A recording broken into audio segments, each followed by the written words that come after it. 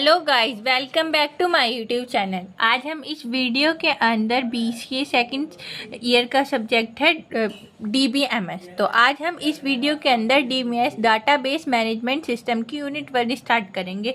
Unit 1 है हमारी introduction to database. इसके अंदर हम डेटाबेस का इंट्रोडक्शन देखेंगे कि हमारा डेटाबेस क्या है, क्या काम करता है, ये सब।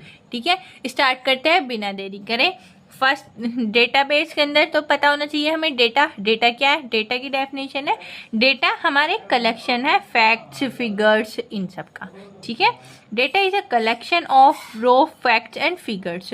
रो मतलब कि उस पर कोई प्रोसेसिंग नहीं होगा, रो होगा डेटा। ठीक है, एग्जांपल जैसे student name, roll number, marks. तो ये सारे क्या हो गए, student name, roll number, marks, ये क्या हो गया हमारे, वो हो गए फैक्ट। और ये क्या हो गया हमारा राम 1085। तो इन सारे को मिला के जो बोलेंगे वो क्या हो जाएगा, हमारा डेटा हो जाएगा। ठीक है, अब है डेटाबेस। डेटाबेस क्या है? डेटाबेस एक ऐसा ऑर्गेनाइज कलेक्शन है डेटा का, जो हम अपने डेटा को जिसके अंदर एक्सेस करते हैं, मैनेज करते हैं और अपडेट करते हैं इजीली। ठीक है, डेटाबेस के अंदर A database is an organized collection of related data। related data मतलब कि डेटा उसमें रिलेट करना चाहिए एक दूसरे से। ठीक है, that is stored electronically so it can be easily access, manage and update। ताकि हम उस डेटा को, अपने को रिलेटेड डेटा को इजीली एक्सेस कर सकें, मैनेज कर सकें और अपडेट कर सकें अपने अकॉर्डिंग है। ठीक है, जैसे एग्जांपल देखो, स्कूल डेटाबेस क्या क्या स्टोर करता है? Student details, teacher detail, student और टीचर की अटेंडेंस, मार्क्स, फीस स्टूडेंट्स की। तो ये क्या है, आपस में रिलेट कर रहे हैं, क्योंकि स्टूडेंट की डिटेल के अंदर क्या आ जाएगा, अटेंडेंस, मार्क, फीस आ जाएगी। टीचर डिटेल्स के अंदर क्या आ जाएगी, स्टूडेंट्स की डिटेल आ जाएगी, अटेंडेंस आ जाएगी, मार्क्स आ जाएगी, फीस आ जाएगी। तो ये सारा अपने आप में एक दूसरे से कनेक्टेड है, रिलेटेड डेटा है। ठीक है, instead of keeping many paper files everything is stored in one database. पहले क्या होता था, पहले के सिस्टम में हम जो डेटा स्टोर करते थे ना, वो फाइल्स में स्टोर करते थे, तो वो हमारे पास बहुत सारी फाइल हो जाती थी। अब क्या करते हैं, बहुत सारी फाइल्स को कंबाइन करके एक डेटाबेस बना लेते हैं, और जो डेटा आपस में रिलेट कर रहा होता है। ठीक है, अब नेक्स्ट है हमारी DBMS। DBMS क्या है हमारा, database management system. Database management system DBMS हमारा एक सॉफ्टवेयर है जो हमें हेल्प करता है यूजर्स को कुछ भी डेटा को क्रिएट करने में, स्टोर करने में, अपडेट करने में और डेटा को रिट्रीव करने में डेटाबेस से। ठीक है, DBMS डाटाबेस मैनेजमेंट सिस्टम क्या है, is a software that help users create, store, manage, update and retrieve data from a database. Example देखो, जैसे डेटाबेस कौन कौन से हैं, MySQL हो गया, Oracle डेटाबेस हो गया, माइक्रोसॉफ्ट एक्सेस हो गया, SQLite हो गया, माइक्रोसॉफ्ट SQL सर्वर हो गया। ठीक है, ये हमारे एग्जाम्पल हैं डेटाबेस के, कि ये हमारे सॉफ्टवेयर है डेटाबेस की। अब डेटाबेस मैनेजमेंट सिस्टम की क्या इम्पोर्टेंस है, क्यों ज़्यादा यूज़ करते हैं? क्योंकि इजी डेटा स्टोरेज, इसके अंदर DBMS के अंदर हमने डेटा को इजीली स्टोर कर सकते हैं। ठीक है, store a large amount of data in an organise way, और एक ऑर्गेनाइज वे में करा सकते हैं। ठीक है, फास्ट डेटा रिट्रीव होता है हमारा इसके अंदर से। यूजर जो है ना इजीली अपने डेटा को सर्च कर सकता है और उसे एक्सेस कर सकता है। डेटा रिट्रीव का मतलब ये है। ठीक है, user can quickly search and access data. Data security मतलब कि इसमें अनऑथराइज यूजर एक्सेस नहीं कर सकता डेटाबेस को। इसके अंदर ऐसी सिक्योरिटी रहती है, ऐसे पासवर्ड्स रहते हैं कि जो यूजर होता है ना वो ही कर सकता है, अनऑथराइज कोई नहीं कर सकता। इसे हमें पूरी सिक्योरिटी से अपने डेटा को मैनेज कर सकते हैं इसके अंदर। ठीक है, only authorise user can access the database.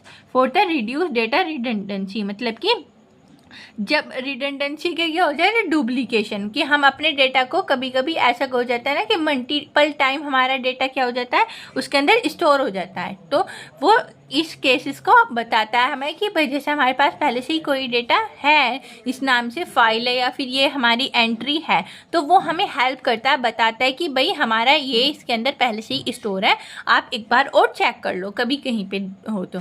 इसलिए ये हमें हेल्प करता है डुप्लीकेशन में भी। ठीक है, avoid storage the same data multiple time, same data को हम मल्टीपल टाइम स्टोर नहीं कर सकते, उसके लिए अवॉइड करता है। ठीक है, फिफ्थ है डेटा कंसिस्टेंसी। डेटा कंसिस्टेंसी में क्या है, ये हमें ऐसा इंश्योर करता है जो हमारा डेटा होता है ना वो एक्यूरेट हो हर जगह, ठीक है। जहाँ भी हमने जो डेटा डालना है वहाँ पे वो डेटा एक्यूरेट होना चाहिए हर जगह, ठीक है। Ensure the same data is accurate everywhere. ये हमारी 5 इम्पोर्टेंस होगी डीबीएमएस की, डाटाबेस मैनेजमेंट सिस्टम की। अब हिस्ट्री और इवैल्यूएशन देखेंगे डीबीएमएस का कि पहले डेटाबेस क्या था, हिस्ट्री क्या थी और अब कैसे कैसे उसका इवैल्यूएशन हो रहा है, ठीक है, मॉडिफाई हो रहा है। Before database management system was develop, data are stored, पहले डेवलप होने से पहले की बात है, data was stored in a simple files, मैंने बताया था फाइल्स में स्टोर होता था।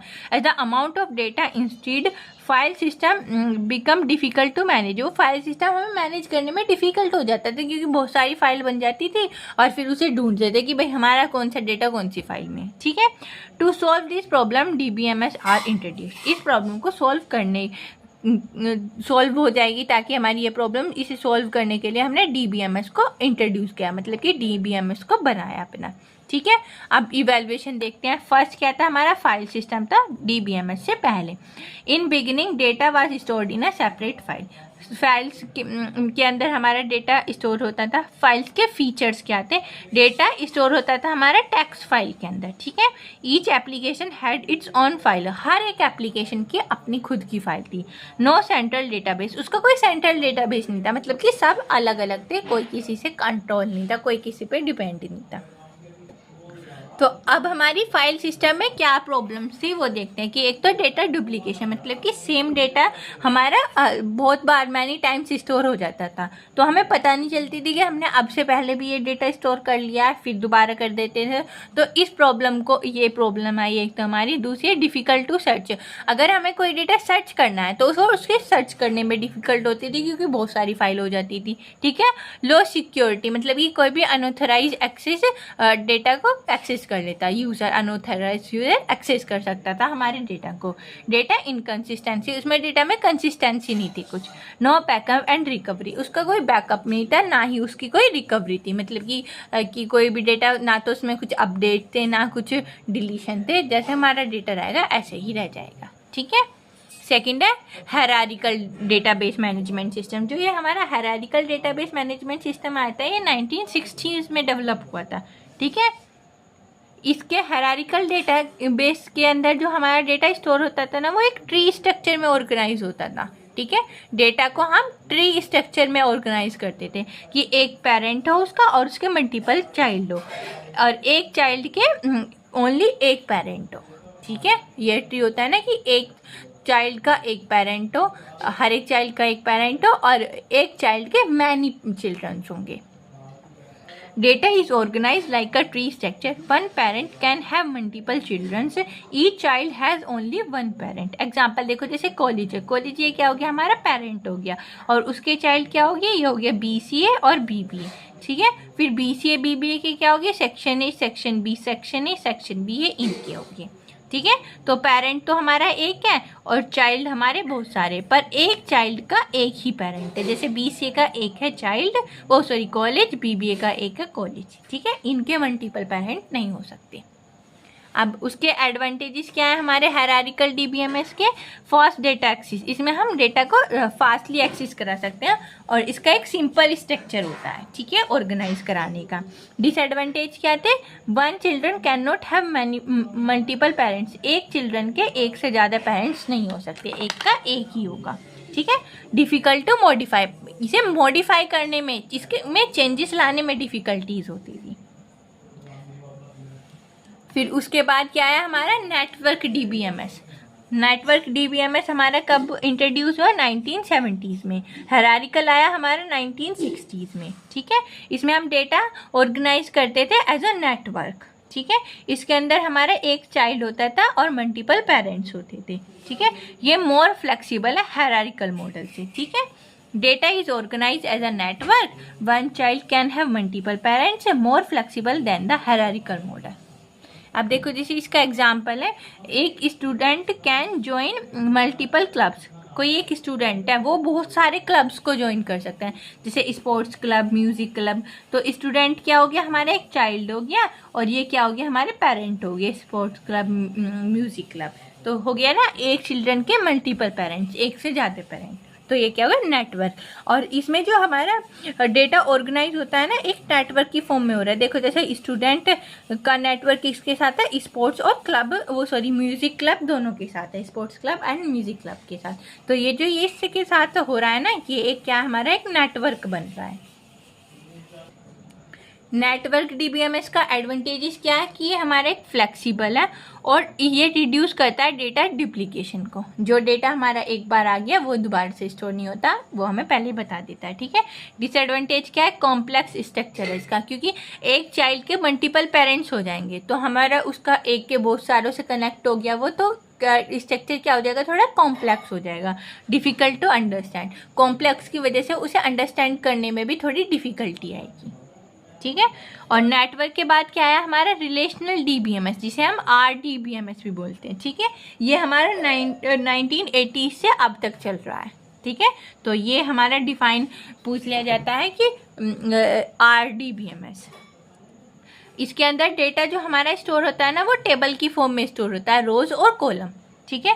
जैसे एग्जांपल देखो, roll number, name, marks. Roll number में रोल नंबर आ जाएंगे 101, 102। नेम में अमन, अखिल, ऐसे ही बहुत सारे आ जाएंगे। मार्क्स में इनके मार्क्स, जैसे 85 किसके, अमन के, 92 अखिल के हैं, ठीक है। Different table are connected using keys. जब हम एक से ज़्यादा टेबल्स को कनेक्ट करते हैं ना, एक से रिलेट कराते हैं, तो हम कीज़ के थ्रू, कीज़ की हेल्प से, कीज़ को यूज़ करके हम अपने टेबल्स को कनेक्ट कराते हैं, ठीक है। इसकी आरडीबीएमएस के एडवांटेजेस क्या है, इजी टू यूज़ करने में ईजी है क्योंकि टेबुलर फॉर्म में हम डेटा को कर सकते हैं। हाई सिक्योरिटी, कोई भी अनऑथराइज यूज़र एक्सेस नहीं कर सकता है, इसलिए इसकी सिक्योरिटी हाई है। लेस डेटा रिडंडेंसी, मतलब कि डुप्लीकेशन को रिड्यूस करता है ये। Fast searching using SQL, SQL को यूज़ करके हम अपने डेटा को इजीली सर्च कर सकते हैं। एग्जाम्पल क्या आएंगे आरडीबीएमएस के, my SQL, Oracle SQL service, post SQL, ठीक है। तो ये हमारे कुछ वाइडली यूज डेटाबेस मॉडल है जिन्हें हम यूज़ कर रहे हैं आज के टाइम पे सबसे ज़्यादा, ठीक है। अब फिफ्थ है ऑब्जेक्ट ओरिएंटेड डीबीएमएस, जिसे हम बोलते हैं OODBMS, ठीक है। इसके अंदर हम जो अपना डेटा स्टोर कराते हैं ना, वो ऑब्जेक्ट की फॉर्म में कराते हैं, जैसे just like in object oriented programming language. जैसे कि हम जावा, C++, क्या है, ये हमारी ओप्स लैंग्वेज है, ऑब्जेक्ट ओरिएंटेड प्रोग्रामिंग लैंग्वेज है। तो इसमें भी हम डेटा को स्टोर कराते हैं ऑब्जेक्ट्स की फॉर्म में। जैसे हमने पढ़ी है ना लास्ट सेमिस्टर में जावा के अंदर हम क्या कर रहे थे, ऑब्जेक्ट्स बना रहे थे और उसके अंदर डिफरेंट फंक्शंस को यूज़ कर रहे थे, क्लास इज ऑब्जेक्ट। तो ऐसे ही इसके अंदर OODBMS के अंदर हम जो डेटा स्टोर कराते हैं ना, वो ऑब्जेक्ट्स में अपना डेटा स्टोर कराते हैं, ठीक है। इसके फीचर्स क्या है, store object instead of table, इसे में डेटा को स्टोर कराते हैं ऑब्जेक्ट्स में, टेबल में ना लगा करा के। Support classes inheritance and encapsulation, ये सपोर्ट करता है हमारी क्लासेस को, इनहेरिटेंस और इनकैप्सुलेशन को, ठीक है। अब इसमें देखो क्लासेस क्या है, क्लासेस एक हमारा ब्लूप्रिंट है जो हमें बताता है, ठीक है। इनहेरिटेंस क्या होता है, ये हमारे मल्टीपल फीचर्स को, एक क्लास के फीचर्स को हम 3-4 क्लासेस में यूज़ कर सकते हैं, वो इनहेरिटेंस बताता है। इनकैप्सुलेशन वो एक कंबाइन करता है, जैसे कि कैप्सूल के अंदर हमारे बहुत सारे अलग अलग मेडिसिन के मॉलिक्यूल्स बना के एक कैप्सूल बनाता है, ऐसे ये डिफरेंट मॉड्यूल्स को यूज़ करके एक वो बनाता है हमारा। एग्जाम्पल देखो, जैसे स्टूडेंट क्या है हमारा एक ऑब्जेक्ट, और उसके अंदर ऑब्जेक्ट के अंदर हमने क्या स्टोर कराया अपना data, name Rahul, roll number 101, marks 85। तो इस ऑब्जेक्ट के अंदर क्या हमने अपने डेटा को स्टोर करा दिया, ठीक है। इसके एडवांटेजेस क्या है, good for multimedia application, multimedia applications के लिए बेस्ट है ये। Easy integration with oops language, जो ऊप्स लैंग्वेज है जैसे C++, उनके साथ इंटीग्रेट करने में हेल्प होती है, ईजीली इंटीग्रेट कर सकते हैं हम उनके साथ। डिसएडवांटेज क्या है, less popular than RDBMS, RDBMS से कम पॉपुलर है और ज़्यादा कॉम्प्लेक्स है, क्योंकि उसमें हम डेटा अपने टेबुलर फॉर्म में स्टोर कराते हैं, रोज कॉलम में, और इसमें हम क्या कराते हैं, ऑब्जेक्ट्स में स्टोर कराते हैं। तो टेबल में आसानी से हो जाता है यार, पहले इसमें क्या करना, पहले हमें ऑब्जेक्ट बनाने पड़ेंगे, जब हमें स्टोर कराना पड़ेगा, ठीक है। ये हमारा इवेल्युएशन हो गया डीबीएमएस का। अब हम देखेंगे कैरेक्टरिस्टिक्स अपनी डीबीएमएस की। फर्स्ट है डेटा इंडिपेंडेंस। डेटा इंडिपेंडेंस से क्या है कि मतलब हम अपने डेटाबेस को चेंज नहीं कर सकते किसी भी एप्लीकेशन की अफेक्शन में। मतलब कि जो कोई भी एप्लीकेशन हो, कोई सी भी एप्लीकेशन पे हमारा डेटाबेस हो, तो डेटाबेस हमारे एप्लीकेशन के बेसिस पे हमारे डेटा को चेंज नहीं करेगा, हमारे डेटा पे कोई इफेक्ट नहीं आएगा उसकी एप्लीकेशन के चेंज होने पे। ठीक है, कि हम अपने कोई सी भी एप्लीकेशन पे अपने डेटाबेस को चला सकते हैं। Database changes do not affect applications. Data security का मतलब कि हमारा अनऑथराइज यूजर्स को एक्सेस नहीं देता, पोर्टेबल है ये हमारा। Protect data from unauthorise access. Data integrity मतलब कि हमारे डेटा को वो रखता है एक्यूरेट और वैलिड रखता है। ठीक है, keep data accurate and valid. Data redundancy control मतलब कि डुप्लीकेशन को रिड्यूस करता है, कि हमारा डुप्लीकेट डेटा मतलब कि एक डेटा मल्टीपल टाइम स्टोर ना हो जाए, तो उस चीज़ में भी हेल्प करता है। Reduce duplicate data.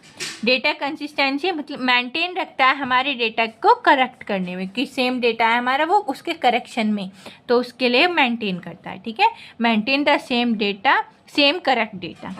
Data sharing ये अलाउ करता है मल्टीपल यूजर्स को अपने डेटा को शेयर करने में।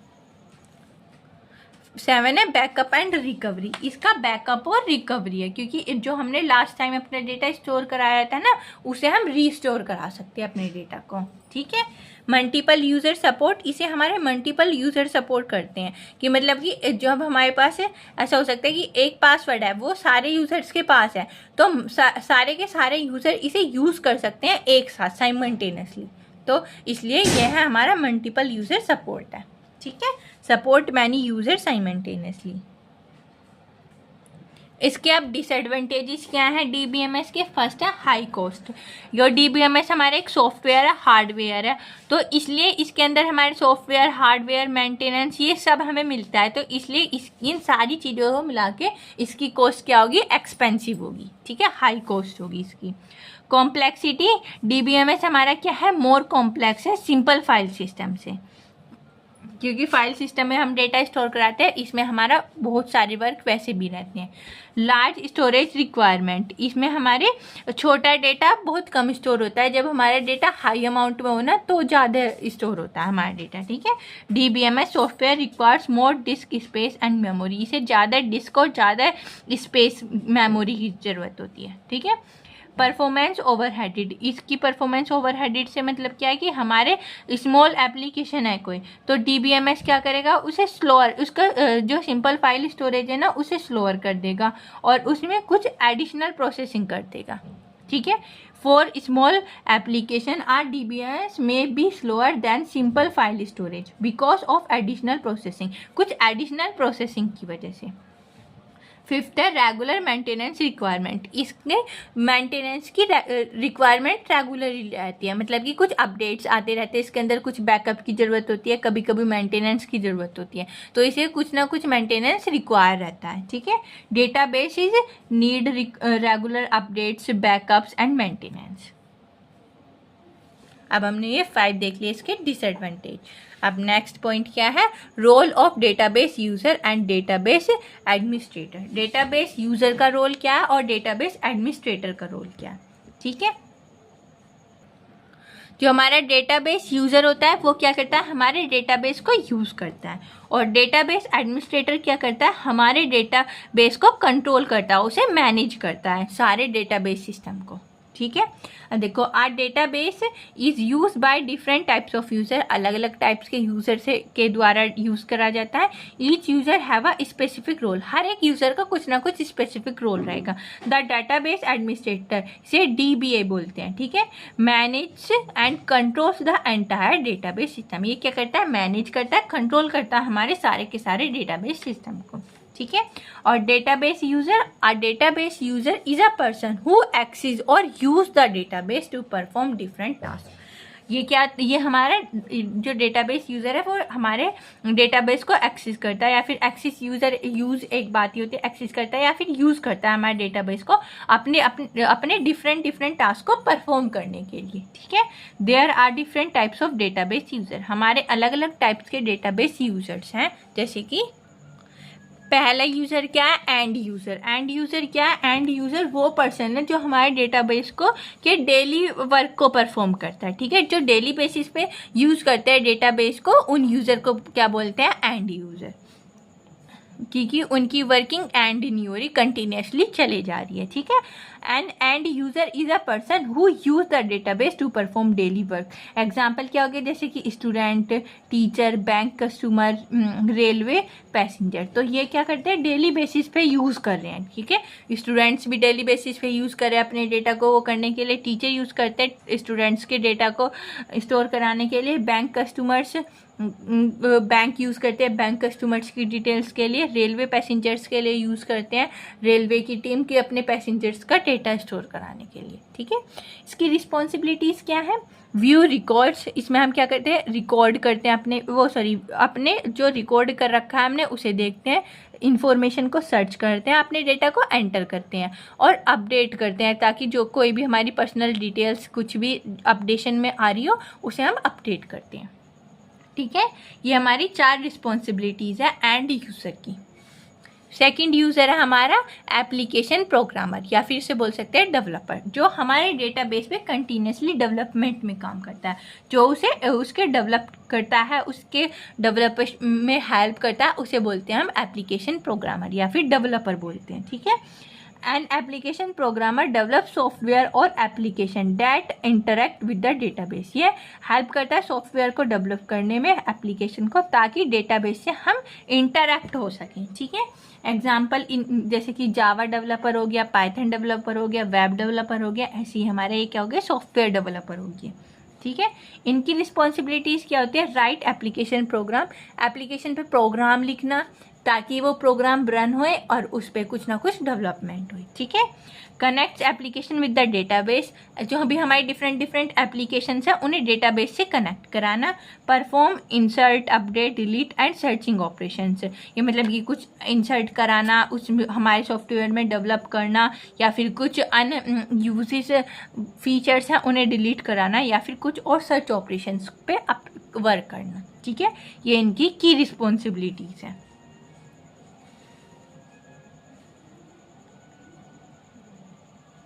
अब थर्ड है हमारा डेटाबेस डिज़ाइनर। डेटाबेस डिज़ाइनर क्या होता है, जो हमारे डेटाबेस को डिज़ाइन करते हैं, मतलब कि उसके स्ट्रक्चर को डिज़ाइन करते हैं। डेटाबेस को बनाने से पहले जो उसके डिज़ाइन को क्रिएट करते हैं उन्हें बोलते हैं डेटाबेस डिज़ाइनर। एप्लीकेशन प्रोग्रामर क्या होता है, वो उसे डेवलप करते हैं, क्रिएट करते हैं। ये क्या करते हैं, उसे क्रिएट करने से पहले उसका स्ट्रक्चर बनाते हैं, ठीक है। Are database designer design the structure of the database before it is created, create होने से पहले। इसकी रिस्पॉन्सिबिलिटीज़ क्या होगी, डिज़ाइन टेबल्स, उसके टेबल्स को डिज़ाइन करना, डिफाइन रिलेशनशिप्स, हर एक की रिलेशनशिप्स को डिफाइन करना, सिलेक्ट की सिलेक्ट करना कि कौन कौन सी सिलेक्ट है, क्रिएट द डेटाबेस स्कीमा, उसका डेटाबेस का स्कीमा क्रिएट करना। एग्जांपल देखो, जैसे designing table like student, course, faculty, तो ये क्या होगी हमारी एक वो होगी स्ट्रक्चर फॉर्मेट बनाने के लिए यूज़ करते हैं, डिज़ाइन करने के लिए अपने डेटाबेस, एप्लीकेशन के अंदर अपने डेटाबेस को डिज़ाइन करने के लिए जो वो होते हैं हमारे डेटाबेस डिज़ाइनर। फोर्थ है डेटाबेस एनालिस्ट। डेटाबेस एनालिस्ट क्या होते हैं, जो हमारे डेटाबेस पे स्टडीज़ करते हैं, उसकी कुछ रिक्वायरमेंट्स होगी, उस पर कुछ डिज़ाइन करना होगा या फिर कुछ डिसाइड करना हो उसे यूज़ करने के लिए, ठीक है। Are database analyst studies business requirement and decide what data should be store. वे बताते हैं कि कौन सा डेटा हमें इस पर स्टोर करना है, डिसाइड करते हैं अपनी रिक्वायरमेंट को, ठीक है। इनकी रिस्पॉन्सिबिलिटीज़ क्या होती हैं, यूज़र की रिक्वायरमेंट को एनालाइज करना, कि एनालाइज करना कि क्या यूज़र को रिक्वायरमेंट है, उस डेटा को एनालाइज करके उसे डेटाबेस में स्टोर कराना, ठीक है। इम्प्रूव डेटाबेस परफॉर्मेंस, डेटाबेस की परफॉर्मेंस को इम्प्रूव करना। सजेस्ट डेटाबेस चेंजेस, या फिर जैसे कुछ डेटाबेस में चेंजेस सजेशन दे रखी हो तो उन डेटाबेस में चेंज करना, सजेस्ट करना चेंजेस के लिए, ठीक है। अब है database administrator, DBA। Database administrator क्या होते हैं, जो हमारे डेटा की सिक्योरिटी, अवेलेबिलिटी, परफॉर्मेंस और मेंटेनेंस पे वर्क करते हैं, उन्हें मैनेज करते हैं, ठीक है। Are database administrator DBA is a person who manage the database, जो हमारे डेटाबेस को मैनेज करता है and ensure its security, availability, performance and maintenance, और जो इंश्योर कराता हो कि डेटाबेस की सिक्योरिटी कैसी है, उसकी अवेलेबिलिटी कैसी है, मतलब कि कैसे डेटा अवेलेबल हो सकता है, कैसे हम उसमें स्टोर करा सकते हैं, उसकी परफॉर्मेंस की स्लो है, फास्ट है, मीडियम है, ऐसे, और मेंटेनेंस मतलब कि उसमें हम कैसे अपडेट कर सकते हैं, क्या क्या चेंजेस ला सकते हैं उसके अंदर, वो सब चीज़, ठीक है। अब की रिस्पॉन्सिबिलिटीज़ क्या है हमारी डेटाबेस एडमिनिस्ट्रेटर की? पहली है डेटाबेस इंस्टॉलेशन, कि डेटाबेस का इंस्टॉल और उसका कॉन्फ़िगरेशन देखना है डेटाबेस सॉफ्टवेयर के अंदर, ठीक है। दूसरा है डेटाबेस सिक्योरिटी, इसमें कुछ ऐसे यूज़र्स के अकाउंट क्रिएट करना जो परमिशन एक्सेस करते हो, जैसे कि कोई एडमिन है तो उसे फुल एक्सेस होगा। एक एग्जांपल मान लो, हमने भी देखा होगा कि हमारे कॉलेज ग्रुप, स्कूल ग्रुप्स में कहता है only admin can send messages, तो जो एडमिन होंगे ना उस ग्रुप के वो ही मैसेज सेंड कर सकते हैं, और बाकी के विदाउट वो मैसेज नहीं कर सकते, ना ही उसमें कुछ चेंजेस ला सकते हैं। तो बस यही है कि उन्हें पूरी अथॉरिटी होती है, वो ही चेंज करे। तो ये क्या हो गया, हमारा एक सिक्योरिटी पर्पस हो गया हमारा डेटाबेस का। स्टूडेंट क्या करेंगे, खाली उन्हें देख सकते हैं उस डेटा को, और जो एडमिन होंगे मतलब कि हमारे टीचर्स होंगे उन्हें फुल एक्सेस है, वो कुछ भी भेज सकते हैं, कुछ भी कर सकते हैं उसके अंदर। थर्ड है बैकअप एंड रिकवरी, मतलब कि क्रिएट करता है रेगुलर बैकअप्स को, हमारे डेटा को रिस्टोर कराने में हेल्प करता है हमारे। यूज़र मैनेजमेंट, मतलब कि जो हमने उस पर कुछ भी क्रिएट कर रखा हो, मॉडिफाई कर रखा हो या फिर डिलीट कर रखे हो, कुछ भी मतलब हो, उसे मैनेज करना उसका काम है, ठीक है। डिसास्टर रिकवरी, ये हमारा फिफ्थ है, ये हमारी 4 रिस्पॉन्सिबिलिटीज़ होगी। अब हमारी फिफ्थ है डिसास्टर रिकवरी, ये रिकवर करता है हमारे डेटाबेस को आफ्टर हार्डवेयर फेलियर, जब हमारा हार्डवेयर सॉफ्टवेयर क्रैश कर जाए या फिर कुछ साइबर अटैक हो जाए, तो उसके बाद जो रिकवर करता है वो होता है डिसास्टर रिकवरी। मतलब कि ये हमारा एक एंडिंग पॉइंट है, जब हमारे हाथ से हमारा ऑथराइज छिन जाए, मतलब कि हमारा कुछ डेटा फेल हो जाए, सॉफ्टवेयर में कुछ प्रॉब्लम हो जाए, या फिर हमारा हमारे जो डेटाबेस पे कुछ साइबर अटैक हो जाए, ठीक है। तो उस टाइम पे हमारे डिसास्टर रिकवरी हेल्प करता है, हमारे ऐसी कंडीशंस में रिकवरी करता है हमारे डेटाबेस पे।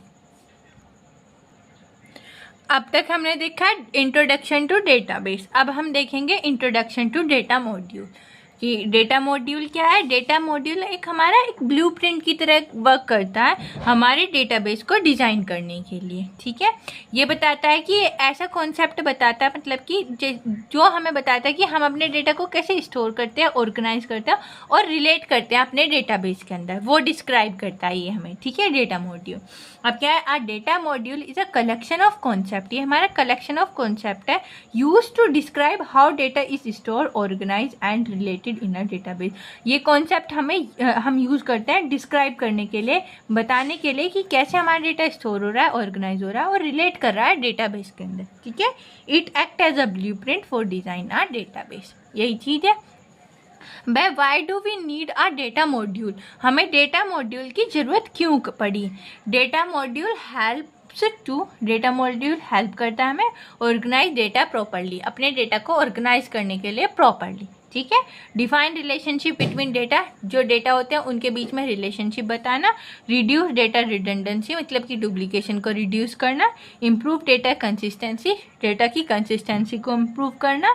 मेक डेटाबेस डिज़ाइन ईजियर, और डेटाबेस के डिज़ाइन को ईजियर बनाना, ईजी वे में बनाना, ठीक है। ये हेल्प करता है हमारे data model. Types of data models देखते हैं। फर्स्ट टाइप क्या है, hierarchical data model. Hierarchical data model क्या करता है, ये ऑर्गेनाइज करता है हमारे डेटा को ट्री लाइक स्ट्रक्चर में, ठीक है। इसके अंदर हमारे पेरेंट्स और चाइल्ड का रिलेशनशिप रहता है। एक तो पेरेंट रहेगा, उसके मैनी चिल्ड्रन रहेंगे, पर एक चाइल्ड का ओनली एक पेरेंट रहेगा, ठीक है। ये दोनों पॉइंट हमारे नोट करने वाले हैं। डेफिनेशन क्या होगी इसकी, the hierarchical data module organise data in a tree like structure. It has a parent child relationship. One parent can have many children, one child can have only one parent, ठीक है। अब देखो इसका structure क्या है, जैसे college के अंदर हमारे दो कॉलेज क्या हो गया, हमारा पेरेंट हो गया, उसके चिल्ड्रन क्या हो गए, BCA BBA। BCA के दो सेक्शन हो गए, section A section B. Section A section B के लिए पेरेंट क्या हो गया हमारा BCA, और BCA के लिए पेरेंट क्या हो गया कॉलेज। ऐसी BBA के पेरेंट के वो चाइल्ड क्या हो गया सेक्शन ए सेक्शन बी, और सेक्शन ए का पेरेंट BBA, सेक्शन बी का पेरेंट BBA। ठीक है। अब ये तो हो गया इसका स्ट्रक्चर। हायरार्किकल एग्जांपल देखो, जैसे a company has many department and each department has many employee. एक कंपनी क्या होगी हमारी पेरेंट होगी, उसके बहुत सारे डिपार्टमेंट होंगे, जैसे IT CS ऐसे करके, और उसके अंदर उसके बहुत सारे एम्प्लॉय होंगे कि HR के अंदर हमारे अलग एम्प्लॉय हैं, IT के अंदर अलग हैं उसके अंदर। ठीक है। सेकेंड है network data model. Network data model क्या है, ये हमारे डेटा को ऑर्गेनाइज करता है नेटवर्किंग के थ्रू। ठीक है। नेटवर्क लाइक स्ट्रक्चर बनता है इसमें, मतलब कि ग्राफ्स बनते हैं। इसके अंदर हमारा एक पेरेंट के मैनी चिल्ड्रंस हो सकते हैं, और वन चिल्ड्रन के मैनी पेरेंट्स हो सकते हैं। एक पेरेंट के एक से ज़्यादा चिल्ड्रन, और एक चाइल्ड के एक से ज़्यादा पेरेंट। ठीक है। The network data model organise data like a network, मतलब ग्राफ।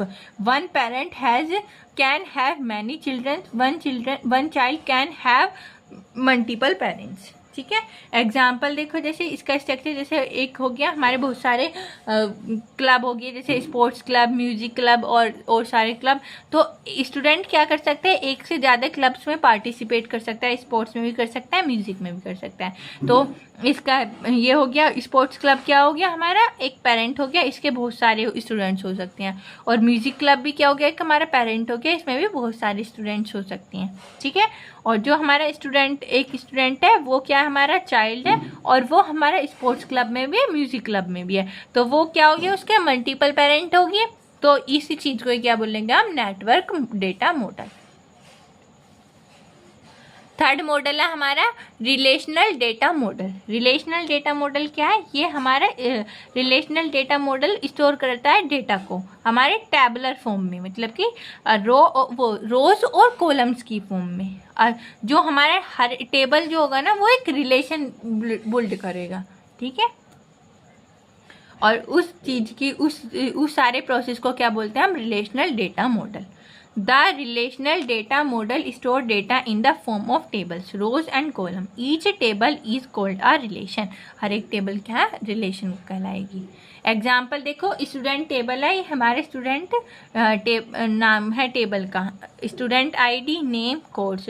तो स्टूडेंट ID 101 102, नेम राहुल अमन, कोर्स राहुल का BCA, अमन का क्या हो गया BBA। तो ये क्या हमारे रोज और कॉलम की फॉर्म में।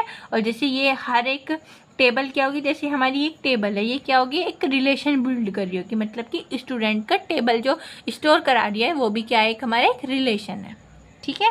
अब फोर्थ है object oriented data model. Object oriented data model क्या है, ये हमारा स्टोर करता है डेटा को एज अ ऑब्जेक्ट, जैसे हम ऊप्स प्रोग्रामिंग में करते हैं, ऑब्जेक्ट ओरिएंटेड प्रोग्रामिंग में। एक ऑब्जेक्ट क्या करता है, हमारे एंटिटीज और उसे एट्रीब्यूट्स और फंक्शंस को स्टोर कराता है। ठीक है। जैसे बोल सकते हैं डेटा और मेथड। डेटा को क्या बोलते हैं हम, एट्रीब्यूट्स, और मेथड को क्या बोलते हैं हम, फंक्शन। तो ऑब्जेक्ट ओरिएंटेड डेटा मॉडल की डेफिनेशन क्या होगी, the object oriented data model OODM store data as objects similar to object oriented programming OOPS। An object contain both data attributes भी बोल सकते हैं उसे, मेथड्स, फंक्शन। एग्जाम्पल देखो, जैसे स्टूडेंट ऑब्जेक्ट, तो स्टूडेंट क्या हो गया हमारे एक ऑब्जेक्ट हो गया, उसके अंदर हम क्या स्टोर करा सकते हैं डेटा को, जैसे कि student ID 101, name Rahul, marks 85। तो ये क्या हो गया हमारे एक डेटा हो गया, एट्रीब्यूट्स हो गए हमारे, जो हमने ऑब्जेक्ट स्टूडेंट ऑब्जेक्ट के अंदर स्टोर करा रखे हैं अपने। अब हमने डेटा मॉडल भी देख लिया, उसके टाइप्स देख लिए डेटा मॉडल के। अब है डेटाबेस डिज़ाइन। डेटाबेस का डिज़ाइन देखेंगे, मतलब वो कैसे कैसे मिलता है। उसमें डेटाबेस डिज़ाइन में हमारा आता है कीज़ क्या है, कीज़ हमारे एट्रीब्यूट्स हैं, बोल सकते हैं उन्हें कॉलम है। ट्रीज़ हमारे एक ऐसा एट्रीब्यूट है जो हमारे आइडेंटिफाई करते हैं, मतलब कि यूज़ करते हैं हम उन्हें अपने टेबल में कुछ यूनिकली स्टोर कराने के लिए। ठीक है। आ की इज एन एट्रीब्यूट कॉलम और अ ग्रुप ऑफ एट्रीब्यूट्स, ये हमारा एक एट्रीब्यूट भी हो सकता है और ग्रुप ऑफ एट्रीब्यूट्स भी हो सकते हैं, use to identify a record row uniquely in a table. मतलब कि इन दोनों में रिलेशन बनता है रोज कॉलम में, और फिर उसे हम एक टेबल एक यूनिकली टेबल फॉर्म करते हैं। ठीक है, की हमें हेल्प करता है आइडेंटिफाई रिकॉर्ड यूनिकली, अपने टेबल के अंदर यूनिकली अलग टेबल उसे स्टोर को डेटा को स्टोर करने के लिए। क्रिएट रिलेशनशिप बिटवीन टेबल्स के बीच में रिलेशनशिप क्रिएट करता है। मेंटेन डेटा इंटीग्रिटी, डेटा की इंटीग्रिटी को मेंटेन करता है। अवॉइड डुप्लीकेट रिकॉर्ड्स, और जब हम एक से ज़्यादा डेटा को मल्टीपल डेटा रिकॉर्ड करना चाहे तो उसे अवॉइड करता है। अब एग्जाम्पल देखो, जैसे कोई हमारी टेबल है स्टूडेंट, उसके अंदर स्टूडेंट आईडी होगी 101, 102, 103, रोल नंबर हो गया 1, 2, 3, नेम राहुल, अमन, मोहित, ईमेल हो गई उनकी है। तो अब हमारे ये रोज और कॉलम की फॉर्म में डेटा स्टोर है और हर एक यूनिकली आइडेंटिफाई है, यूनिकली स्टोर है। तो ये क्या होगी हमारी, ये है हमारी कीज। इन दिस टेबल, इस टेबल के अंदर student ID uniquely identify each student, हर एक स्टूडेंट की स्टूडेंट आईडी यूनिकली होगी। ठीक है, roll number also a unique identify each student, email also unique identify each student. तो दीज कॉलम क्या होगी हमारी, क्या होगी, कीज होगी। ठीक है, अब है types of keys in DBMS, database management system के अंदर हम 8 मेन कीज पढ़ते हैं। फर्स्ट है प्राइमरी, सेकंड है कैंडिडेट की, सुपर की, फॉरगन की, कंपोजिट की, अल्टरनेट की, यूनिक की और इसरोगेट की। तो ये सारी हमारी 8 कीज है, इन्हें हम 1 बाय 1 पढ़ेंगे। फर्स्ट है हमारी प्राइमरी की। प्राइमरी की क्या है हमारी, एक ऐसी की है जो हमारे डेटा को यूनिकली आइडेंटिफाई करती है, हर रिकॉर्ड को। टेबल में जो हमारा डेटा स्टोर होगा ना, वो हर रिकॉर्ड अलग अलग होगा, यूनिक होगा वो। ठीक है, ये जो हमारा कोई भी नल वैल्यू या फिर डुप्लीकेट वैल्यू कंटेन नहीं करती प्राइमरी की, जिसे हम यूज़ करते हैं सबसे ज़्यादा। ठीक है, एक टेबल के अंदर एक हमारी प्राइमरी की होगी। तो इसकी डेफिनेशन क्या होगी, अ primary key is a key that uniquely identify each record in a table. Table के अंदर आइडेंटिफाई करेगी हर रिकॉर्ड को uniquely. It can not contain null value और डुप्लीकेट वैल्यू। नल वैल्यू मतलब कि कोई भी खाली जगह नहीं छोड़ेगी और ना ही कोई डुप्लीकेट वैल्यू लेगी। ठीक है, a table can have also 1 primary key, एक टेबल के पास हमारी प्राइमरी की होती है। एग्जाम्पल देखो, जैसे student ID is a primary key because every student has a different ID. Student ID क्या है हमारी, एक प्राइमरी की है, क्योंकि हर एक स्टूडेंट की अलग अलग आईडी होगी, तो इसलिए हम स्टूडेंट आईडी को प्राइमरी की बोलेंगे। इसके एडवांटेजेस क्या है, prevent duplicate records, duplicate record को रोकता है। इंश्योर डेटा इंटीग्रिटी, डेटा की इंटीग्रिटी को इंश्योर बताता है हमें।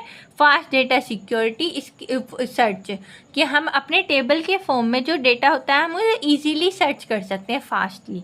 क्रिएट रिलेशनशिप, और ये हमारा रिलेशनशिप क्रिएट करता है। एग्जाम्पल विद एसक्यूएल, एसक्यूएल में हम देखो कैसे बनाते हैं, जैसे क्रिएट टेबल स्टूडेंट, तो स्टूडेंट के अंदर क्या हो गया, स्टूडेंट आईडी, उसका क्या हो गया, प्राइमरी की हो गया उसका टाइप। नेम, नेम का टाइप क्या हो गया, वैरगार, और उसके अंदर हमने उसका साइज भी ले लिया 20। एज, एज का टाइप क्या हो गया, इंट। तो ये हमने क्या कर लिया, प्राइमरी की का यूज़ कर लिया किसके अंदर, उसके स्टूडेंट आईडी के अंदर। एसक्यूएल में जो कमांड लिखते हैं हम वो अपनी ऐसे ही तो लिखते हैं। सेकंड की है हमारी कैंडिडेट की।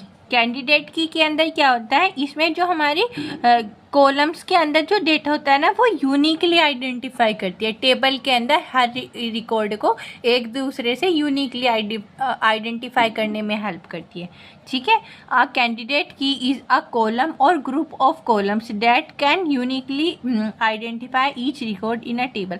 या तो कॉलम हो या फिर ग्रुप ऑफ कॉलम्स हो, उन सभी को आइडेंटिफाई करने में हेल्प करती है। ठीक है, एक टेबल के अंदर एक से ज़्यादा कैंडिडेट की हो सकती हैं, पर एक कैंडिडेट की जो सिलेक्ट होएगी ना वो एक ही टाइम पे होएगी एज अ प्राइमरी की। जो हम प्राइमरी की यूज़ करते हैं ना वो हमारी टेबल में होती है, तो उसे हम एक को यूज़ कर सकते हैं प्राइमरी की के अंदर, और हमारी कैंडिडेट की एक से ज़्यादा हो सकती है क्योंकि हर एक अपने स्पेसिफिक आइडेंटिफाई कराती है इसलिए। जैसे एग्जांपल देखो, स्टूडेंट टेबल, उसके अंदर स्टूडेंट आईडी होगी, रोल नंबर होगा, ईमेल होगी, ठीक है।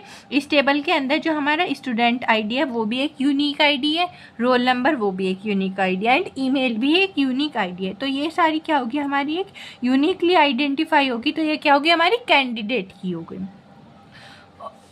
इसमें से हम चूज़ कर सकते हैं। सपोज हमने चूज़ करा स्टूडेंट आईडी क्या है हमारी, एक प्राइमरी की है, प्राइमरी की हमने स्टूडेंट आईडी कर ली, तो बची हुई कौन सी, रोल नंबर और ईमेल, ये कौन सी हो जाएंगी, हमारी कैंडिडेट की हो जाएंगी, ठीक है।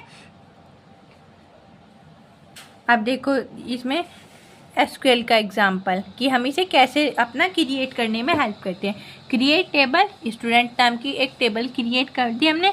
स्टूडेंट आईडी क्या हमने इंटीजर ले ली, रोल नंबर भी एक इंटीजर वैल्यू ले ली, ईमेल वैरकर मतलब कि उसमें वेरिएबल्स नंबर आएंगे, और उसका साइज ले लिया 50।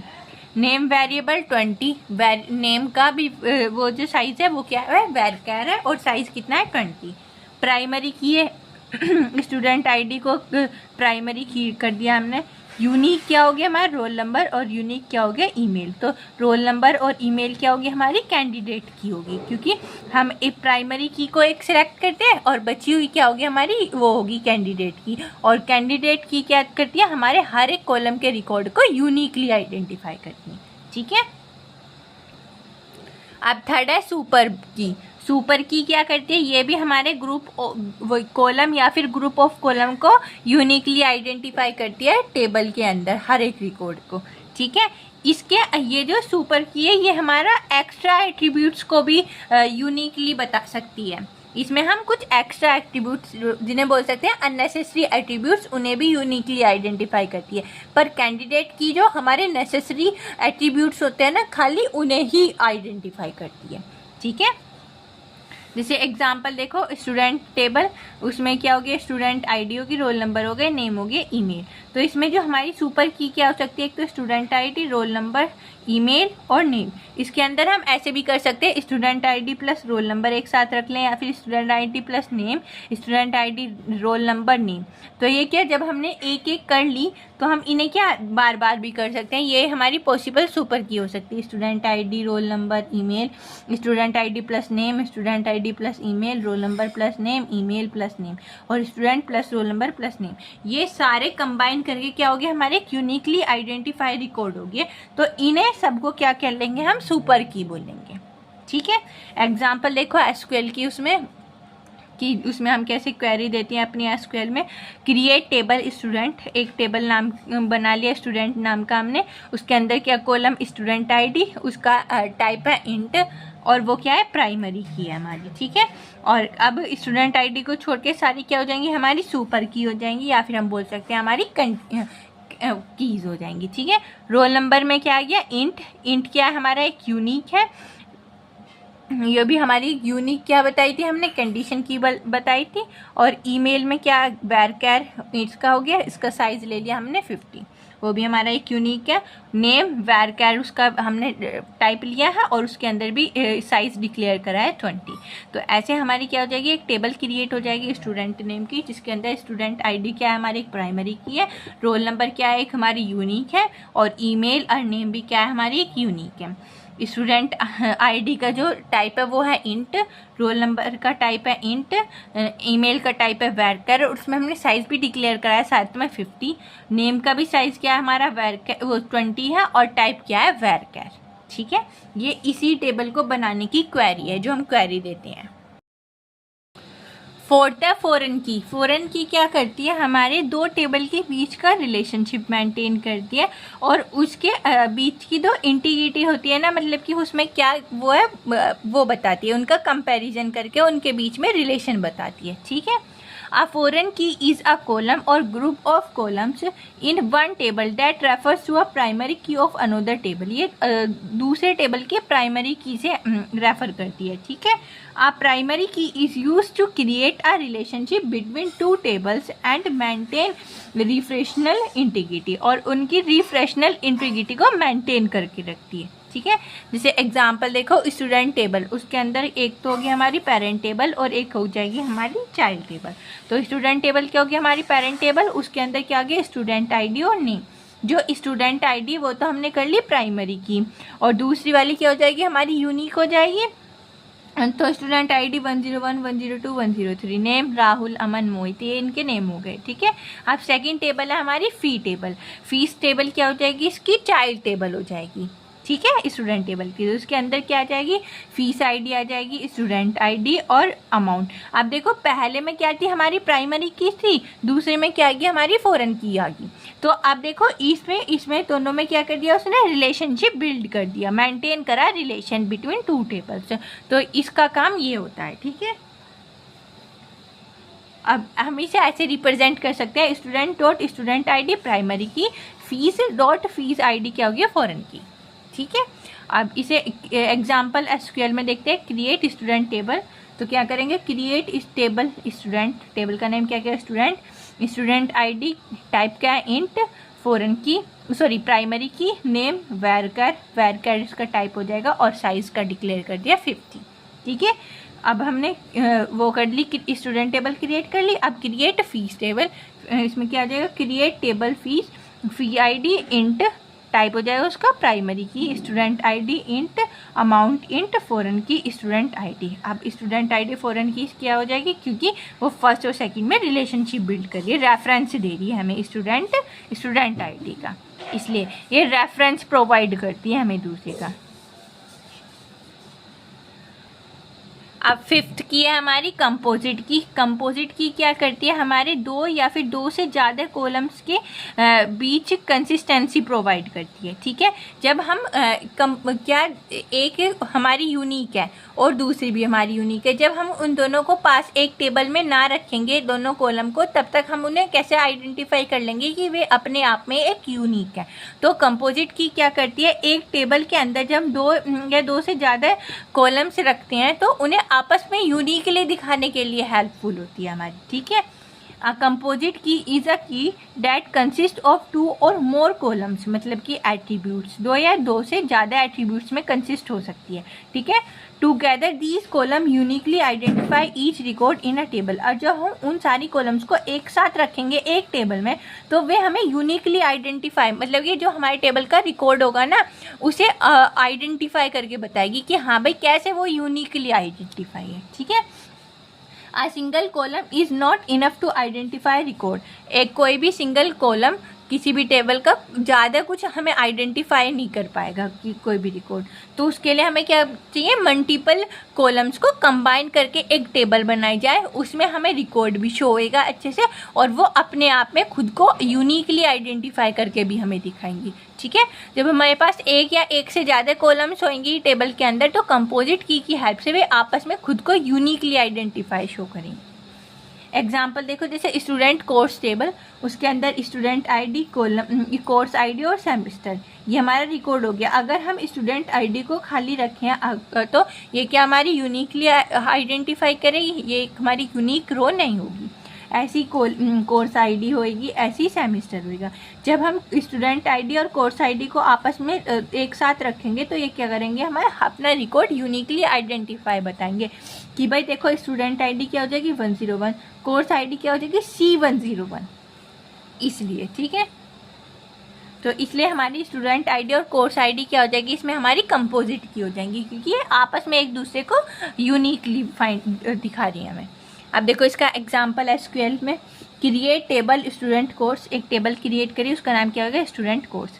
उसके अंदर क्या हो जाएंगे, हमारी एक कॉलम होगी स्टूडेंट आईडी के नाम से जिसका टाइप क्या हो जाएगा इंट, दूसरी होगी कोर्स आईडी जिसका टाइप हो जाएगा वैरकर और उसका साइज कितना होगा 20, थर्ड हो जाएगी सेमेस्टर, उसका क्या हो जाएगा इंट टाइप हो जाएगा। प्राइमरी की भी रखेंगे इसके अंदर क्या, कोर्स आईडी और सेमेस्टर आईडी, स्टूडेंट आईडी क्या हो जाएगी हमारी प्राइमरी की होगी इसके अंदर, ठीक है। और स्टूडेंट आईडी कोर्स आईडी को एक साथ रखेंगे तो वो क्या बनाएगी, कंपोजिट प्राइमरी की, क्योंकि दोनों तो हमारी क्या होगी, प्राइमरी की, और दोनों को एक साथ कंबाइन कर देंगे तो हो जाएगी कंपोजिट प्राइमरी की। अब सिक्स्थ की क्या है हमारी, अल्टरनेट की। अल्टरनेट की क्या होगी, अल्टरनेट की हमारी वो वाली की होगी जिसे हम प्राइमरी की सेलेक्ट नहीं करेंगे। जैसे हमारी कैंडिडेट की है, कैंडिडेट की के अंदर हम कोई भी एक प्राइमरी की सेलेक्ट करते हैं और बाकी की जो बची हुई होंगी वो क्या हो जाएंगी, हमारी अल्टरनेट की होंगी। ये भी हमारी यूनिकली आइडेंटिफाई करता है, बस इसका ये ध्यान रखना, जो कैंडिडेट की हमारी प्राइमरी की में आ जाती है कि हमारी 2 या 2 से ज़्यादा कैंडिडेट की होती है, उसमें से हम कोई एक प्राइमरी की सिलेक्ट करते हैं और जो हमारी बची हुई क्या होती है वो होती है हमारी अल्टरनेट की। ठीक है, हम किसी भी टेबल में मल्टीपल कैंडिडेट कीज को करते हैं, पर उसमें से किसी एक को प्राइमरी की चूज करते हैं और जो बाकी की बची हुई कैंडिडेट कीज होंगी क्या, वो क्या कहला जाएंगी, हमारी अल्टरनेट कीज बोलेंगे उसे हम। ठीक है, हम देखो इसमें an alternate key is a candidate key that is not chosen as a primary key but can still uniquely identify each record in a table. वो हमारी प्राइमरी की तो नहीं होंगी, चूज नहीं की जाएंगी, पर वो क्या हो जाएगी, हमारी यूनिकली आइडेंटिफाई कर रही होंगी हमारे हर एक रिकॉर्ड को। ठीक है, अल्टरनेट की बस ये मान लो कि प्राइमरी की से बची हुई की, कंपोजिट की के अंदर, सॉरी कैंडिडेट की के अंदर। अब थर्ड एग्जाम्पल है, एक टेबल है स्टूडेंट टेबल, उसके अंदर student ID, roll number, email, ये डेटा रख लिया हमने। स्टूडेंट आईडी क्या मान लिया हमने, कैंडिडेट की, रोल नंबर भी हमने कैंडिडेट की और ईमेल भी हमने क्या कर ली, कैंडिडेट कर ली। पर सपोज करो स्टूडेंट आईडी क्या हमने कैंडिडेट के अंदर प्राइमरी की करी, ठीक है, और तो रोल नंबर और ईमेल क्या हो जाएंगी, ये हो जाएंगी हमारी अल्टरनेट की। एसक्यूएल में कैसे इसे लिखेंगे, क्रिएट टेबल स्टूडेंट, एक टेबल बना ली स्टूडेंट आपकी, student ID int where primary, int क्या हो जाएगा, उसका टाइप हो जाएगा स्टूडेंट आईडी, हमारी कॉलम हो जाएगी प्राइमरी की, हमने उसे आइडेंटिफाई कर लिया। ठीक है, रोल नंबर क्या हो गया हमारा, एक कॉलम हो गया, उसका साइज इंट, उसका टाइप इंट, और वो भी क्या कर लिया हमने, यूनिकली आइडेंटिफाई कर ली, इसे बोल सकते हैं हम कैंडिडेट कर लिया हमने। ईमेल सेकंड कॉलम आ जाएगा हमारा, उसका टाइप क्या हो जाएगा, वेरकैट, साइज 20, वो भी हमने यूनिकली आइडेंटिफाई कर ली। एंड लास्ट नेम, नेम भी हमारा एक हो जाएगा, उसका टाइप वेरकैर और साइज कितना 20 डिक्लेयर कर दिया। तो अब हमने इन सारे कॉलम्स में से स्टूडेंट आईडी को तो कर लिया प्राइमरी की, और बाकी की जो बची हुई हमारी यूनिक की क्या हो जाएंगी, हो जाएंगी हमारी अल्टरनेट की। ठीक है, अब सेवेंथ है हमारी यूनिक की। यूनिक की क्या है, यूनिक की हमारा वो कांस्टेंट है जो हमें एक या एक से ज़्यादा कॉलम्स को यूनिकली आइडेंटिफाई करने में हेल्प करता है। ठीक है, देखो जो हम इसे प्राइमरी की से कंपैरिजन करें तो प्राइमरी की के अंदर हम एक कॉलम को यूनिकली आइडेंटिफाई करते हैं और ये यूनिक की हेल्प करता है हमें उस एक से ज़्यादा को। यूनिक की के अंदर हमारी नल वैल्यू भी एग्जिस्ट है, पर प्राइमरी की के अंदर हमारी नल वैल्यू कोई भी एग्जिस्ट नहीं है। ठीक है, अब a unique key is a constant that ensure all values in a column are unique. Unlike a primary key, a unique key can contain one null value in most DBMS, ज़्यादा का DBMS such as MySQL हो गया और SQL server हो गया। ठीक है, example देखो, स्टूडेंट टेबल हमारी हमने बना लिए, उसके अंदर एक स्टूडेंट आईडी, ईमेल और नेम। स्टूडेंट आईडी को हमने प्राइमरी की कर लिया और ईमेल को कर लिया यूनिक की। ठीक है, अब ये हमारा डेटा इसमें स्टोर हो गया, तो स्टूडेंट आईडी हमारी प्राइमरी की, ईमेल क्या होगी हमारी यूनिकली की। तो अब हमारे जो स्टूडेंट्स होंगे वे क्या करेंगे, अपनी ईमेल्स को और उसको यूनिकली आइडेंटिफाई कर पाएंगे। और इसमें हमारा एक ये भी होएगा कि ये ऐसे बताएगा, क्योंकि यूनिक तो हमारी ईमेल भी होनी चाहिए और स्टूडेंट भी, किसी दो स्टूडेंट की हमारी कोई सेम ईमेल नहीं होगी, वो भी बताएगा हमें, क्योंकि हर स्टूडेंट की हर एक अलग अलग ईमेल होगी इसलिए। ठीक है, आप देखो एसक्यूएल में क्या करेंगे, क्रिएट स्टूडेंट टेबल, टेबल बना ली हमने स्टूडेंट नाम की, स्टूडेंट आईडी टाइप इंट और प्राइमरी की मान लिया। Second email type varchar, size declare करा 20, वो क्या मान लिया हमने unique. Third mobile type varchar, size 10 और यूनिक है वो भी हमारा। लास्ट नेम टाइप वेरकैर और साइज कितना 20। ठीक है, अब देखो इसमें कंपैरिजन प्राइमरी की यूनिक की दोनों ही यूनिक है, हमारी प्राइमरी की भी यूनिक है और यूनिक की भी यूनिक है। प्राइमरी की के अंदर कोई भी नल वैल्यू नहीं होती, नो नल वैल्यू, इसमें नल वैल्यू अलाउ है। ठीक है, प्राइमरी की के अंदर हम केवल एक कॉलम ले सकते हैं जो यूनिकली आइडेंटिफाई करेंगे। यूनिक की में हम मैनी रोज ले सकते हैं, मैनी अलाउ है, इसमें केवल एक अलाउ है। अब नेक्स्ट एंड लास्ट की है हमारी सरोगेट की। सरोगेट की को हम बोलते हैं सिस्टम जनरेटेड की या फिर आर्टिफिशियल की। ठीक है, ये जो हमारी सरोगेट की है ये हमारी ऑटोमेटिकली सिस्टम द्वारा जनरेट की जाती है। ठीक है, इसका कोई बिजनेस मीनिंग नहीं है, ये ऑटोमेटिकली कोई भी हमारा डीबीएमएस अपने अकॉर्डिंग जनरेट कर लेता है ऑटोमेटिकली और उसे यूज़ भी करता है। ठीक है, A surrogate key is an artificial system generated key used to uniquely identify each record in a table. Uniquely identify करने के लिए it has no business meaning and is usually generate automatically by the DBMS. ठीक है, example include, देखो इसमें examples include auto increment ID. जब हम use करते हैं, जैसे हमने 1 2 एंटर करा और उसके बाद जब हम उसे नीचे तक स्क्रैच करते हैं तो उसके बाद में हमारी आईडीज अपने आप आ जाती है, 1 2 3 4 5 6 जहाँ तक हमें लेके जाना है वो ऐसे टाइम में सरोगेट की आती है। ठीक है, सीरियल नंबर्स में और UUTD यूजुअली यूनिक आइडेंटिफायर्स के लिए। ठीक है, अब इसकी डेफिनेशन क्या होगी? A surrogate key is a system generated unique key use to identify each record in a table. It has no real world meaning. इसका कोई रियल वर्ल्ड मीनिंग नहीं होगा, इसका कहीं भी बिजनेस में यूज़ नहीं होगा। ठीक है, जैसे हम खुद से यूज़ करते हैं, जैसे बाकी की इसका यूनिक की, प्राइमरी की, कंडीशन की, कैंडिडेट की, इन सब का यूज़ करते हैं। सरोगेट की का हम यूज़ नहीं करेंगे, डीबीएमएस अपने आप ऑटोमेटिकली जनरेट कर लेगा और खुद से ही यूजुअली यूज़ कर लेगा। ठीक है, अब देखो एग्जाम्पल, जैसे स्टूडेंट टेबल है स्टूडेंट नाम की, उसके अंदर स्टूडेंट आईडी। अब आईडी देखो 1 2 3, अब इसके बाद ऑटोमेटिकली 4 5 6 7 आ जाएंगे, तो यहाँ पे क्या कर लिया डीबीएमएस ने यूज़ कर लिया सरोगेट की। रोल नंबर 101 102 103, नेम आगे इनके राहुल मोहन सोहन जो भी नाम है इनके। ठीक है, अब यहाँ पे देखो जो स्टूडेंट आईडी अपने आप जनरेटेड हो रही है ऑटोमेटिकली डीबीएमएस के द्वारा, तो ये क्या हो जाएगी, इसे हम यूज़ करेंगे आइडेंटिफिकेशन के लिए। स्टूडेंट आईडी क्या होगी हमारी, एक सरोगेट की होगी इस वजह से। एग्जाम्पल देखो इसका एसक्यूएल की उस फॉर्म में, क्रिएट स्टूडेंट टेबल बना ली हमने स्टूडेंट नाम की, स्टूडेंट आईडी कॉलम हो गया हमारा, इंट उसका टाइप हो गया, और ऑटो इंक्रीमेंटल प्राइमरी की, इसमें हमने ऑटो इंक्रीमेंट लिखा दिया, मतलब कि अपने आप वो इंक्रीमेंट होता रहेगा उसका सीरियल नंबर। रोल नंबर और उसका टाइप क्या हो गया इंट, नेम का टाइप वेरकर, और साइज कितना हो गया 20। ठीक है, ये हमने 1 बाय 1 करके 8 की अपनी डीबीएमएस के अंदर पढ़ ली। अब नेक्स्ट टॉपिक देखते हैं, ER मॉडल। ER मॉडल अब हमारा नेक्स्ट टॉपिक है। ER मॉडल की ER की डेफिनेशन क्या, एंटिटी रिलेशनशिप मॉडल। इसके अंदर हमारा एंटिटी एट्रीब्यूट्स के बीच में रिलेशनशिप रहता है, उस रिलेशनशिप को शो करता है ये। ठीक है, ER मॉडल एक हमारा high level conceptual data model है जिसे हम यूज़ करते हैं किसी भी डीबीएमएस के स्ट्रक्चर को डिज़ाइन करने के लिए। ठीक है,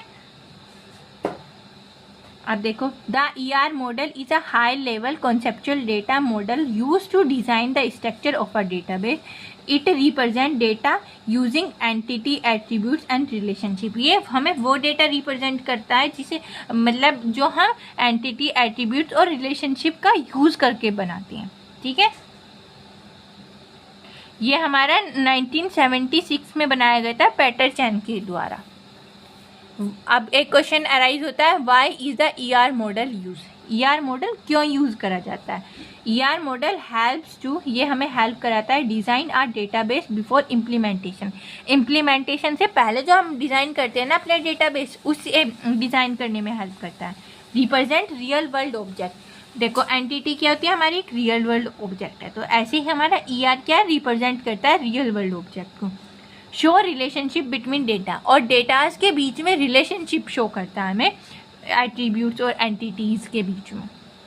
ठीक है, रिड्यूस डेटाबेस डिज़ाइन एरर्स। जब हमारे डेटाबेस के अंदर एरर्स आते हैं ना, उसे रिड्यूस करता है। ठीक है, improve communication between developers and users और डेवलपर्स के बीच की जो कम्युनिकेट है ना, उसे इम्प्रूव कराता है, कम्युनिकेशन में इम्प्रूवमेंट लाता है। अब components of ER model, ER model के कंपोनेंट्स हमारे इसके अंदर 3 कंपोनेंट्स हैं।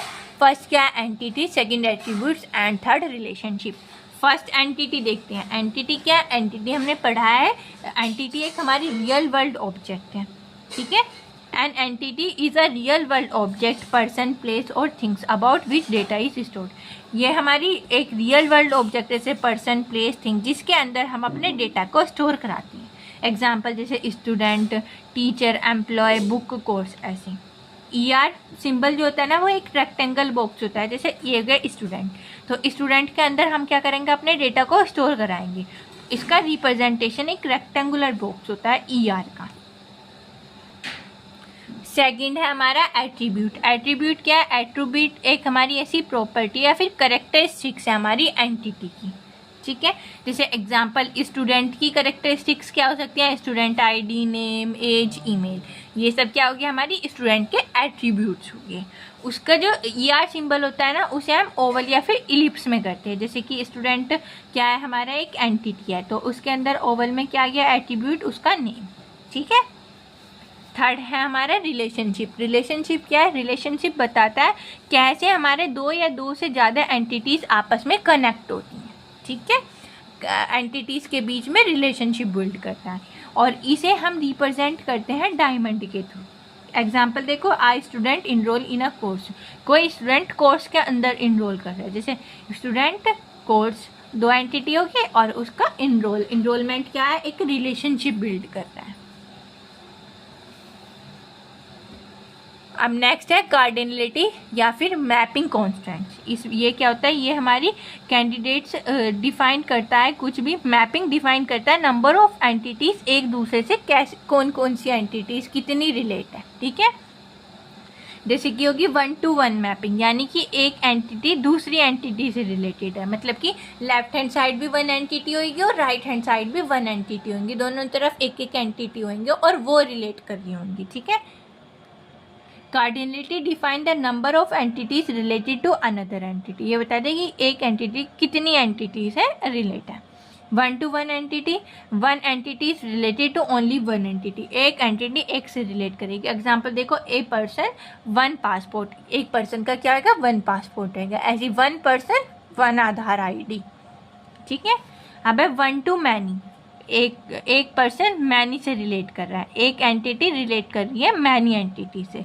एग्जांपल देखो, एक टीचर टीच कर रही है मैनी स्टूडेंट्स को, तो क्या होगी, 1m हो गया, ठीक है। इसे रिप्रेजेंट करते हैं 1 to 1 को 1:1, 1 to मैनी को 1:m से। अब थर्ड है मैनी टू 1। तो इसमें क्या होगा, मैनी एंटिटी रिलेट कर रही होंगी 1 एंटिटी से। जैसे कि बहुत सारे स्टूडेंट मान लो रिलेट कर रहे हैं, बहुत सारे स्टूडेंट बिलोंग कर रहे हैं एक डिपार्टमेंट से या फिर एक कॉलेज से, ठीक है, वो हो जाएगी मैनी टू 1 में, मैनी 1 के साथ रिलेट करनी है। अब मैनी टू मैनी, इसमें क्या हो जाएगी, मैनी एंटिटीज रिलेट करनी होंगी मैनी एंटिटीज से, मतलब कि लेफ्ट हैंड साइड भी बहुत सारी एंटिटीज़ होंगी, राइट हैंड साइड भी बहुत सारी एंटिटीज़ होंगी। जैसे स्टूडेंट्स इनरोल कर रहे हैं मैनी कोर्सेज में और हर एक कोर्स में क्या है, मैनी स्टूडेंट्स हैं, स्टूडेंट्स भी ज़्यादा हैं और कोर्सेज भी ज़्यादा। अब हम ये भी नहीं बता सकते कि स्टूडेंट्स, एक स्टूडेंट कितने कोर्सेज में इनरोल कर रहा है, 1 में, 2 में, 3 में, 4 में, इसलिए, ठीक है। तो अब ये 4 हमारी मैपिंग हो गई। अब नेक्स्ट है एंटिटी सेट। एंटिटी सेट क्या है, एंटिटी सेट एक कलेक्शन है सिमिलर एंटिटीज़ का, ठीक है, set of similar entities. An entity set is a group of entities of the same type that show similar properties. इसके अंदर सेम टाइप होंगी जो हमारे सिमिलर प्रॉपर्टीज़ शो करेंगी, जो एंटिटीज़ सेम टाइप की होंगी और वो हमारे सिमिलर प्रॉपर्टीज़ शो करेंगी हमें, ठीक है। अब देखो, जैसे एग्जांपल हो गया स्टूडेंट एंटिटी सेट, इसके अंदर अब देखो स्टूडेंट आईडी है, ये 101, 102, 103, ये सारी एंटिटी क्या होंगी, सेम टाइप की होंगी। नेम राहुल, मोहन, अमित, तो ऑल स्टूडेंट टुगेदर फॉर्म आ स्टूडेंट एंटिटी सेट। जब ये सारे के सारे स्टूडेंट एक साथ मिल जाएंगे तो ये क्या बना देंगे, हमारे एक स्टूडेंट एंटिटी सेट बना देंगे, ठीक है। अब सेकंड सेट है हमारा रिलेशनशिप सेट। रिलेशनशिप सेट क्या है? एक रिलेशनशिप सेट कलेक्शन है सम रिलेशनशिप का बिटवीन एंटिटीज के बीच का जो रिलेशनशिप है उसके कलेक्शन को बोलेंगे रिलेशनशिप सेट। अब देखो example, student and course. Student enrol कर रहे हैं कोर्सेज के अंदर, तो स्टूडेंट और कोर्स क्या होगी? बहुत सारी एंटिटीज होगी और आपस में रिलेट कर रही हैं, रिलेशन बिल्ड कर रही हैं, तो ये क्या हो जाएगा? हमारे एक रिलेशनशिप सेट का एग्जाम्पल हो जाएगा। ठीक है, the collection of all enrol relationship from a relationship set. तो कलेक्शन सारे के सारे इनरोलमेंट का रिलेशनशिप फॉर्म कर रहा है किसके साथ? रिलेशनशिप सेट के साथ। अब नेक्स्ट टॉपिक है हमारा कॉन्स्टेंट्स। कॉन्स्टेंट क्या है? कॉन्स्टेंट एक हमारा रूल है, जो रूल बोल सकते हैं या फिर कोई एक पार्टिकुलर कंडीशन है जो कंट्रोल करती है हमारे डेटा स्टोर्ड को। जब हम किसी भी DBMS के अंदर या फिर डेटाबेस के अंदर अपने डेटा को स्टोर करते हैं तो वो कंट्रोल करती है उस रूल को जिसकी वजह से हम उसे उसके अंदर डाल रहे हैं। कुछ कंडीशन होगी ना जिस टाइप से हम उसमें करें, जैसे स्टूडेंट ID होगी तो स्टूडेंट ID 1 2 3 4 5 6 ऐसे सीरियल नंबर डाल रहे हैं, तो वो एक क्या हो गया? रूल फॉलो हो रहा है 1 2 3 4। ऐसी नेम डाल रहे हैं अल्फ़ाबेटिकल ऑर्डर, तो वो भी क्या हो गया? एक रूल हो गया। तो वो सारे क्या हो गया? हमारे कॉन्स्टेंट हो गए। ठीक है, दे ensure that data is correct, valid and constant. ये कॉन्स्टेंट जो हमें ये ऐसा इंश्योर कराते हैं कि हमारे डेटा जो है करेक्ट होएगा और वैलिड होएगा। ठीक है, अब टाइप ऑफ कॉन्स्टेंट्स। कॉन्स्टेंट के टाइप, एक तो हो गया की कॉन्स्टेंट, एक हो गया कार्डिनलिटी कॉन्स्टेंट। की कॉन्स्टेंट क्या हो जाएंगे? इसके अंदर हमारी कीज आ जाएंगी जो यूनिकली आइडेंटिफाई करेंगी हमारे एंटिटीज को। ठीक है, ensure every entity is uniquely identify. Example देखो, student ID must be unique. Student ID क्या होनी चाहिए? हमारी यूनिक होनी चाहिए। अब सेकंड है कार्डिनलिटी कांस्टेंट। इसके अंदर हमने अभी पढ़े थे, ये बताता है define number of relationship between entities, जैसे 1 to 1, 1 to many, many to many, many to 1। ठीक है, ये 4 हमारी होती हैं। अब थर्ड है हमारा पार्टिसिपेशन कांस्टेंट। पार्टिसिपेशन कांस्टेंट के अंदर क्या आता है? ये हमें शो करती है कि कितने पार्टिसिपेंट हमारे एक रिलेशनशिप के अंदर मैंडेटरी हैं, एक ऑपरेशन फॉलो करते हैं वो। ठीक है, show whether participation is in a relationship is mandatory और ऑप्शनल। इसके अंदर रिलेशनशिप मैंडेटरी भी है और ऑप्शनल भी है, इसमें कोई जोर जबरदस्ती नहीं है। ठीक है, अब इसमें हमारे पार्टिसिपेशन 2 टाइप से हो सकते हैं। एक तो टोटल पार्टिसिपेशन हो सकता है, एक पार्शियल पार्टिसिपेशन हो सकता है। टोटल मतलब कि ये इसके साथ कर रहा है और ये इसके साथ कर रहा है, और पार्शियल में क्या हो सकता है? A B के साथ कर रहा है पर B A के साथ पार्टिसिपेशन नहीं कर रहा, वो हो जाएगा पार्शियल, मतलब कि वन एंड से है, सेकेंड एंड से नहीं है। ठीक है, total participation, every entity must participate. Example देखो, every employee must belong to a department. हर एक एम्प्लॉय किसी डिपार्टमेंट से बिलोंग कर रहा होगा, ये इसका एग्जाम्पल हो गया। पार्शियल पार्टिसिपेशन में क्या हो गया? Participation is optional. ऑप्शनल है, मर्जी है हमारी, मतलब कि जैसे एग्जाम्पल, सम कस्टमर्स में नॉट प्लेस एनी ऑर्डर। कुछ कस्टमर्स ऑर्डर प्लेस नहीं करते। ठीक है, वो उसमें ज़रूरी थोड़ी ना है कि एक प्रोडक्ट लॉन्च हुआ है उसे सभी खरीदें, कुछ कस्टमर्स खरीदेंगे कुछ नहीं खरीदेंगे, तो वो क्या हो गया? एक पार्शियल पार्टिसिपेशन हो गया, मतलब कि कंपनी की तरफ से प्रोडक्ट लॉन्च हो गया पर सेकेंड हैंड से कस्टमर उसे खरीदने के लिए सेटिस्फाई नहीं है। अब स्टेप्स देखते हैं ER डायग्राम को ड्रॉ करने के लिए, कि भाई हम step by step rule follow करते हैं और तब हमने ER डायग्राम को बनाते हैं। स्टेप 1 क्या हो गया? Identify an entity. पहले स्टेप में हम अपनी एंटिटी को आइडेंटिफाई कर रहे हैं कि मतलब किस चीज़ से हम कुछ बना रहे हैं, या फिर ये जो एंटिटी है वो क्या रियल वर्ल्ड ऑब्जेक्ट है, क्या हमारी वो दे रही है। ठीक है, एग्जाम्पल स्टूडेंट, कोर्स, ये हमारी एंटिटीज हो सकती हैं। Step 2 identify the attributes. फिर जो हमने एंटिटी पता कर ली फिर उसकी कैरेक्टरिस्टिक्स प्रॉपर्टीज़ को आइडेंटिफाई करेंगे, जिसे बोलते हैं हम एट्रीब्यूट्स। उसके अंदर आ सकते हैं हमारे student ID, name, age. Course के अंदर आ सकते हैं हमारे कोर्स ID, कोर्स नेम। ठीक है, अब स्टेप 3 है हमारा आइडेंटिफाई द रिलेशनशिप। फिर रिलेशनशिप को आइडेंटिफाई करना, मतलब कि जैसे स्टूडेंट इनरोल कर रहे हैं कोर्स के अंदर, ये क्या हो गया? रिलेशन हो गया कोर्स और स्टूडेंट्स के बीच में। स्टेप 4 में क्या हो जाएगा? आइडेंटिफाई द प्राइमरी की, फिर प्राइमरी की को आइडेंटिफाई करेंगे जो उन्हें यूनिकली आइडेंटिफाई करेगी। और प्राइमरी की क्या होगी, एक टेबल के अंदर एक कॉलम हमारी प्राइमरी की होगी। जैसे स्टूडेंट के अंदर तो हो जाएगी स्टूडेंट आईडी और कोर्स के अंदर हो जाएगी कोर्स आईडी। ठीक है, फिर स्टेप 5 में क्या करेंगे, जब हम अपनी एट्रीब्यूट्स, रिलेशनशिप, एंटिटी और प्राइमरी कीज़ को फाइंड कर लेंगे, फिर हम उसका डायग्राम बनाएंगे। डायग्राम कैसे बनाएंगे, एक स्टूडेंट हो जाएगी, वो क्या हमारी एंटिटी जिसे हम रेक्टेंगुलर शेप में ड्रॉ करते हैं। फिर क्या उसकी एट्रीब्यूट्स जैसे नेम, स्टूडेंट आईडी, इन्हें हम ओवल में करेंगे क्योंकि ये हमारी ओवल में रिप्रेजेंट होती हैं एट्रीब्यूट्स। और इनरोल क्या है, हमारा एक रिलेशनशिप है, उसे क्या करेंगे डायमंड शेप में ड्रॉ करेंगे। फिर सेकंड एंटिटी हमारी कोर्स की भी एट्रीब्यूट्स क्या होगी, कोर्स आईडी, कोर्स नेम। तो अब स्टूडेंट और कोर्स को कौन रिलेशनशिप बिल्ड कर रहा है, इनरोल। तो इनरोल्स क्या हो जाएगा, हमारा एक डायमंड शेप में हो जाएगा। ठीक है, ये हमारा ER डायग्राम हो गया कोर्स का और स्टूडेंट का। अब हमने यहाँ पे सारे के सारे टॉपिक्स यूनिट 1 के 1 बाय 1 कवर कर लिए हैं। वीडियो अच्छी लगी हो तो लाइक कमेंट शेयर जरूर करना, चैनल को सब्सक्राइब करना। Thank you for watching my video.